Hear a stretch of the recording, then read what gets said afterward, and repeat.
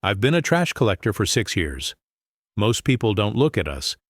They hear the truck coming, they put their bins out, and they go back inside. We're invisible, part of the background noise of the neighborhood. I'm okay with that.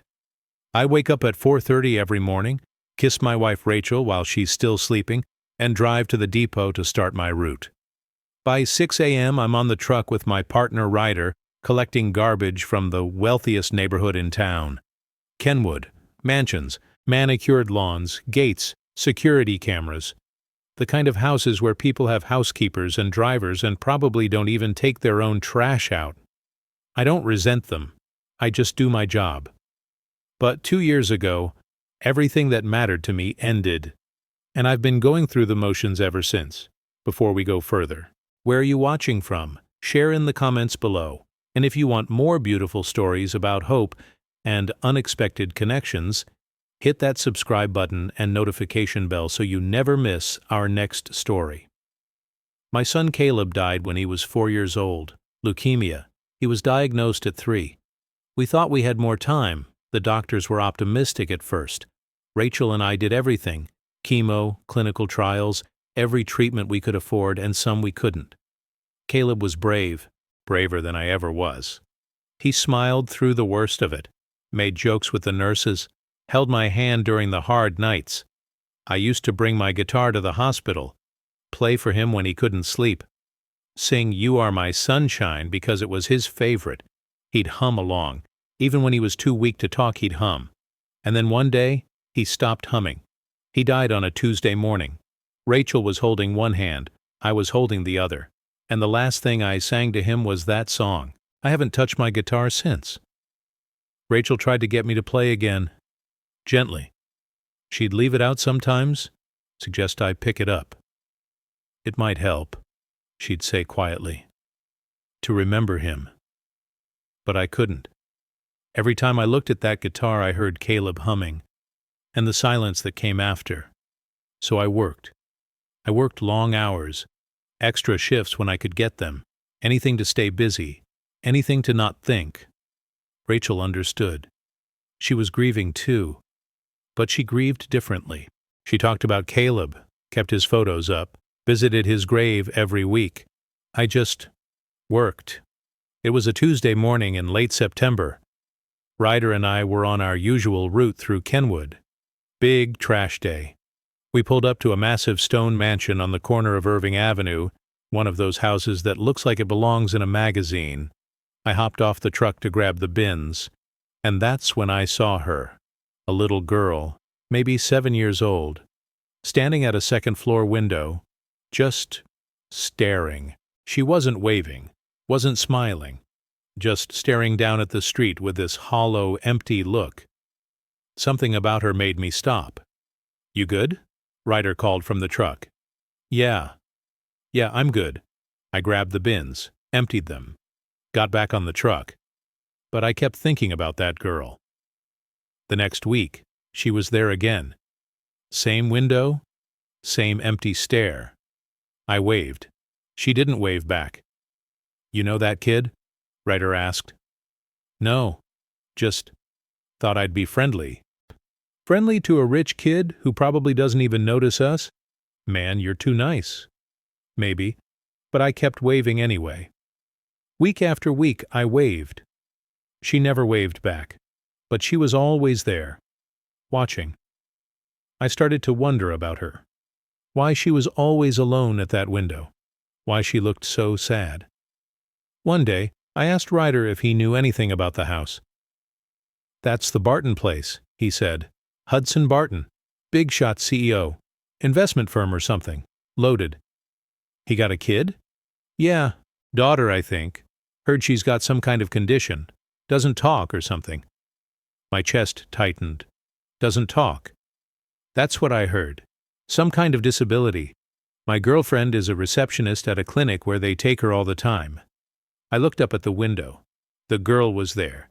Same as always. And for the first time in 2 years, I felt something other than numbness.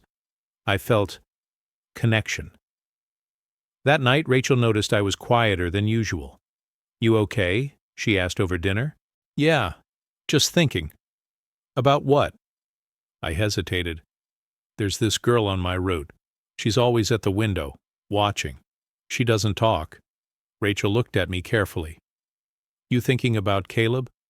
Maybe, I don't know. She looks so alone. Rachel reached across the table, took my hand. A few days later, Rachel did something I didn't expect. She brought my guitar down from the attic, set it on the couch, didn't say anything, just left it there. I stared at it for a long time. I thought maybe you could play again, Rachel said softly. Not to forget, to remember. Rachel, I'm not pushing, but Jack, you used to love playing, and Caleb loved hearing you play. Maybe it's time. I picked up the guitar, hands shaking, strummed once. The sound filled the room, and for the first time in 2 years, I didn't cry. I just played. The next Tuesday, I brought my guitar to work. Ryder looked at me like I was crazy. You bringing that on the route? After shift. I thought I'd play in the park for a bit. Since when do you play guitar? Since always. Just took a break. Ryder shrugged. All right, man, whatever helps. We finished the route around 2 p.m. I told Ryder I'd catch a ride back later, and I walked to a small park near the Barton mansion, sat on a bench, pulled out my guitar, and I played You Are My Sunshine. I didn't see her at first. I was too focused on the music, on the memories flooding back. Caleb in the hospital bed, his small hand in mine, his voice humming along. But then I looked up, and there she was, the girl from the window, standing on the second-floor balcony of the Barton mansion, watching me. For the first time, she wasn't expressionless. She was smiling. I kept playing, didn't stop, didn't wave, just played, and she stayed there, listening. When I finished the song, I looked up. She was still there. I waved. She didn't wave back, but she didn't leave either. I packed up my guitar, started walking back to the depot, but I felt lighter than I had in years.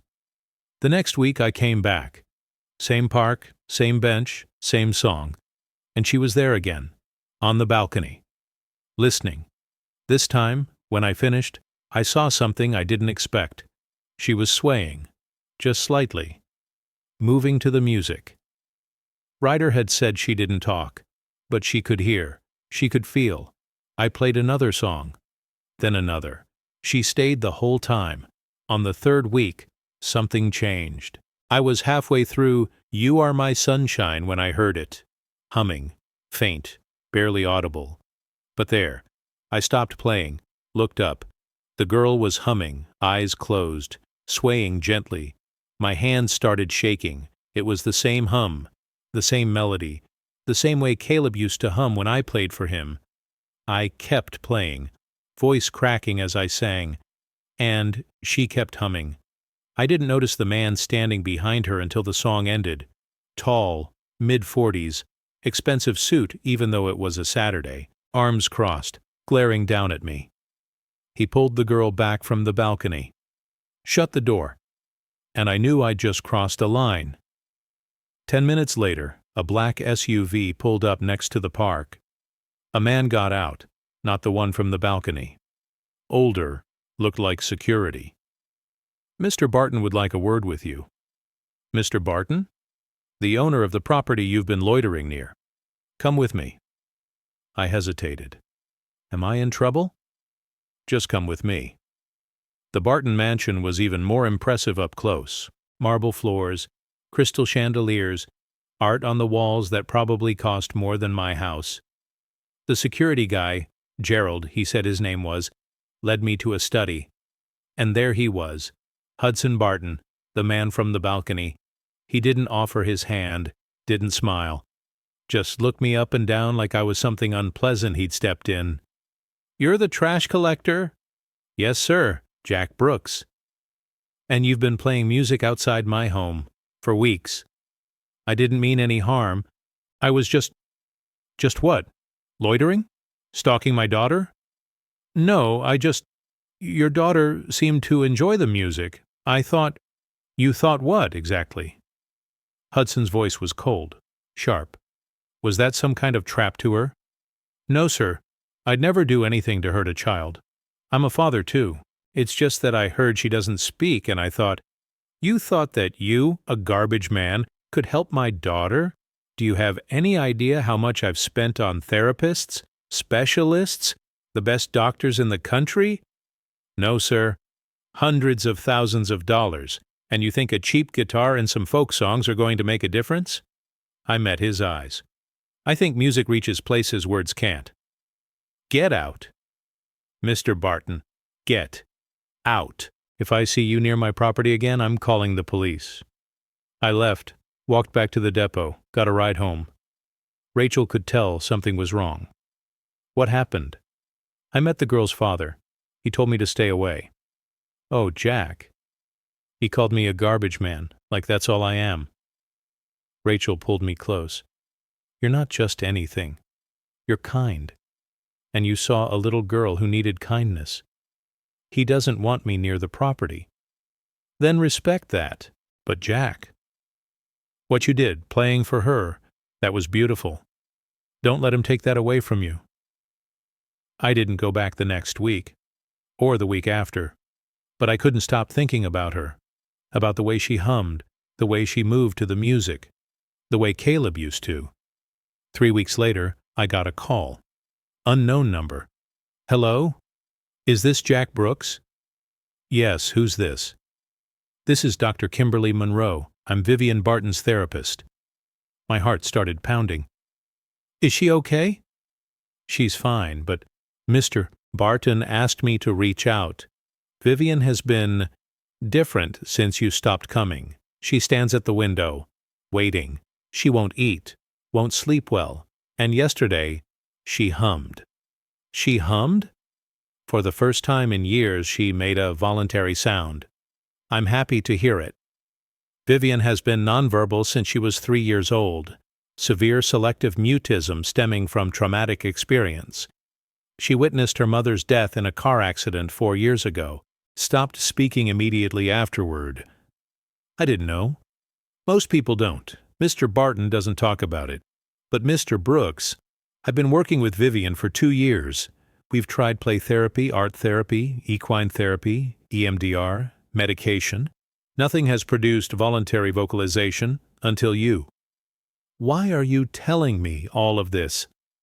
Mr. Barton was wrong to send you away, Dr. Monroe continued, and I'm going to recommend he invite you back, if you're willing. I'm willing. Good, because Vivian has been standing at that window every day since you stopped coming. Waiting. This time, when I arrived at the Barton mansion, Hudson was different.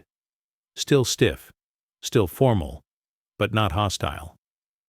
Mr. Brooks, thank you for coming. Of course. I owe you an apology. I was dismissive, rude. You didn't deserve that. It's okay. No, it's not. He looked exhausted. Vivian hasn't spoken since she was 3 years old, since the accident. Dr. Monroe told me. I'm sorry. My wife, Catherine, was driving. Black ice. The car hit a tree. Catherine died on impact. Vivian was in the back seat, physically unharmed. But she saw everything. He looked at me, eyes red. She stopped talking that day, completely. The doctor said it's selective mutism, psychological, not physical. Her vocal cords are fine. But the trauma created a barrier, and no amount of money or therapy has been able to break through it. Until the music. Hudson's voice cracked. I've spent hundreds of thousands of dollars. Flown in specialists from Switzerland, Japan, everywhere. And you, a trash collector with a guitar, did what none of them could. They brought Vivian down. She was small, delicate, long blonde hair, big brown eyes. She saw the guitar in my hands and smiled. I sat on the floor, gestured for her to sit across from me. She did. Hudson, Dr. Monroe, and Gerald watched from the doorway. I started playing. You Are My Sunshine. And Vivian started humming. I kept playing. She kept humming. When I finished, she looked at me, really looked at me, and then she said one word. Again. Hudson gasped. Dr. Monroe's hand flew to her mouth, but I just smiled. okay, again. Over the next few months, I came to the Barton house twice a week, always with my guitar, always playing. And Vivian kept progressing. She hummed more. Then she started singing words, simple ones at first. Sun, shine, you. Then short phrases. Thank you. I like that. Play more. Dr. Monroe couldn't explain it, neither could the specialists. But I could. Music wasn't about logic. It was about connection, about feeling safe enough to be vulnerable. And somehow, my music made Vivian feel safe. One afternoon, after I'd been visiting for about 4 months, Hudson pulled me aside. "Mr. Brooks, Jack, I need to ask you something." "Sure. Why are you doing this?" "I've offered to pay you. You've refused. You don't owe Vivian anything. So why?" I thought about Caleb, about the hospital, about "You Are My Sunshine" and the silence that followed. "I had a son," I said quietly. "Caleb. He died 2 years ago.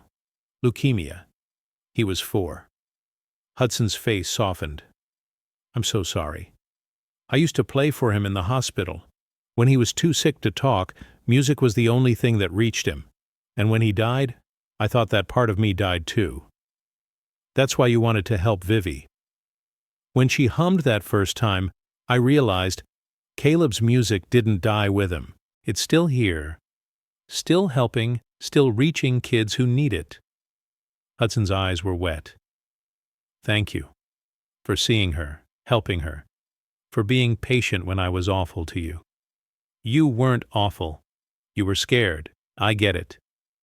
Still, I was wrong. About you. About what matters. I thought money could fix everything. But you taught me that kindness matters more." 6 months after I first played for Vivian, the Bartons invited Rachel and me to dinner. The house was warm, welcoming. Nothing like that first cold meeting in the study. Vivian greeted us at the door. "Hi, Jack," she said clearly. "Hi, Rachel." Rachel's eyes filled with tears. "Hi, sweetie. It's so nice to meet you. You like music?" "I love music. Jack used to play for our son." Vivian looked at me. "Caleb?" I nodded. "Yeah, Caleb." "I'm sorry." My throat tightened. "Thank you, Vivian." During dinner, Hudson stood to make a toast. "I want to thank Jack and Rachel for being here tonight. 6 months ago, I was arrogant, foolish. I thought that because I had money and resources, I had all the answers. But Jack taught me that the most valuable things in life can't be bought. Connection, kindness, patience, music." He looked at Vivian, who was humming softly to herself. "My daughter has found her voice because a trash collector with a guitar saw her and didn't give up." He raised his glass. "To Jack, and to remembering what really matters." After dinner, I played one more song. Vivian sat next to me, Rachel on my other side, and together we sang "You Are My Sunshine." Vivian's voice was small but clear. Rachel harmonized softly, and I played the chords I'd played 1,000 times for Caleb. But this time, there was no silence after, just Vivian smiling, Rachel squeezing my hand, and the knowledge that sometimes the people we lose stay with us in unexpected ways. Caleb's music didn't die. It lived on in every note I played for Vivian. And in that, I found peace. Have you ever found healing by helping someone else? Have you ever discovered that grief can transform into purpose? Share your thoughts in the comments below. If this story about loss, music, and unexpected connections moved you, please hit that like button and subscribe for more compelling stories about hope, healing, and the power of human kindness. Don't forget to click the notification bell so you never miss our next story. Thanks for watching.